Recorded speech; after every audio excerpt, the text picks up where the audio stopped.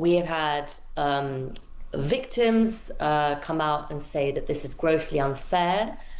We've also had the victims commissioner say that she is seeking an urgent clarification from the Ministry of Justice to get a list of actually which offences do and don't qualify, because she says she still has not had that. And the Times has revealed this morning that some historical child sex abusers will still be freed early, despite a promise from the Prime Minister that they would not be.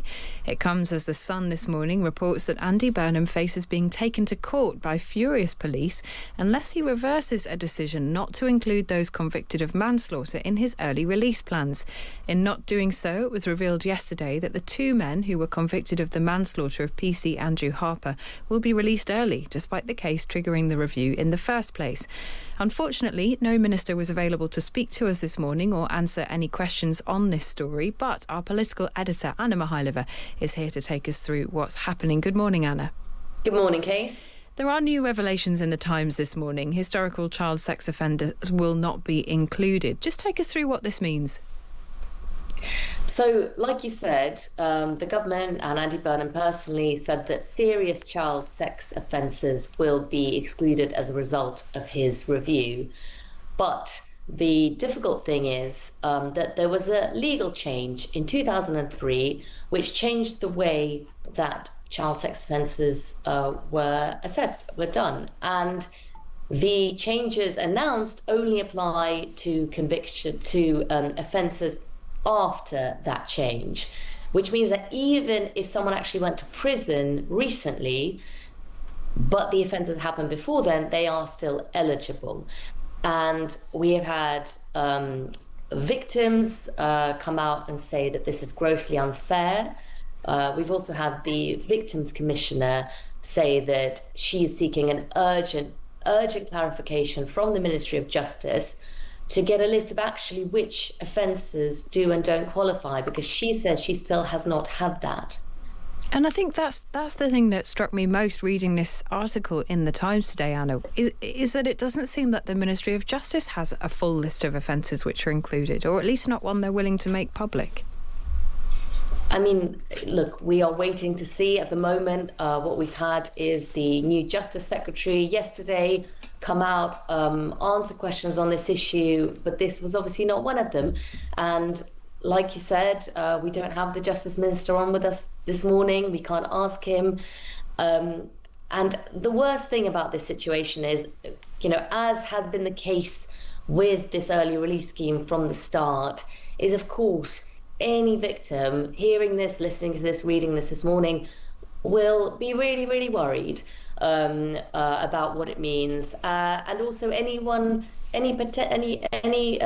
considering making a case or reporting someone for former child sex offences or similar it will just contribute to a disillusionment with the justice system, which is already making it so hard for those victims to come forward. It's such a good point that, Anna. People often forget that the impact that these stories have on people who may be considering reporting something that happened to them some time ago, and the faith they have in the justice system. They should have faith in the system, and I'm sure there would be many people who say, it will treat you fairly.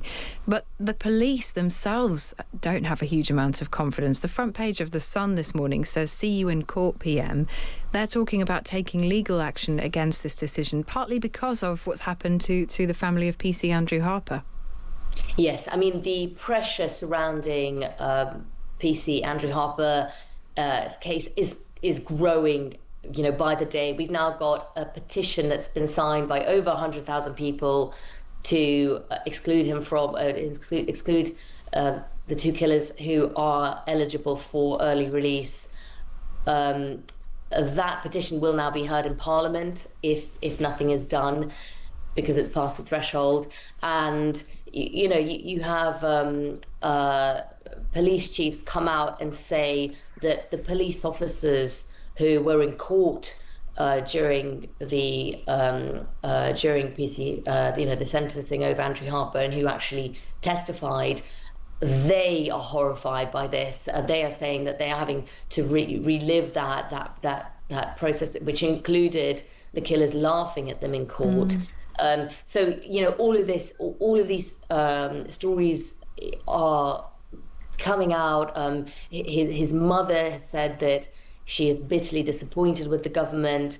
And I think what's particularly galling about this case to people is that it is because Andrew Harper's widow, Lissy, has since campaigned so successfully. She managed to get a change in the law, which would mean that his killers would not be eligible. They wouldn't be eligible if they had been sent to prison after the law had been changed. Yeah. And now they are. So it just, again, tells you just how difficult this is. We had Alex Norris say that he has called Andrew Harper's mother and explained to her that if they don't make these changes now, prison places, they will run out of prison places. But it clearly has not helped in stemming the anger and the upset. And we did have Ian Aitchison on, who is a prisons expert, yesterday, saying actually it's not quite true to say that prison places will run out towards the end of the year. And we'll be interviewing Eileen O'Connor. She's the chair of Thames Valley Police Federation later on about this story. She is incredibly upset and frustrated about the government's decision. Just finally, Anna, speaking about Andy Burnham, he continues his podcast tour over the summer. It turns out his wife didn't think that having another go at being PM was a very good idea. Yes, I think podcasts are turning into the new chat shows. We don't have Michael Parkinson anymore. We have podcasts, and just in line with your discussion about old tech. Andy Burnham does say that these messages from his wife criticising him used to come in on his old Nokia brick phone.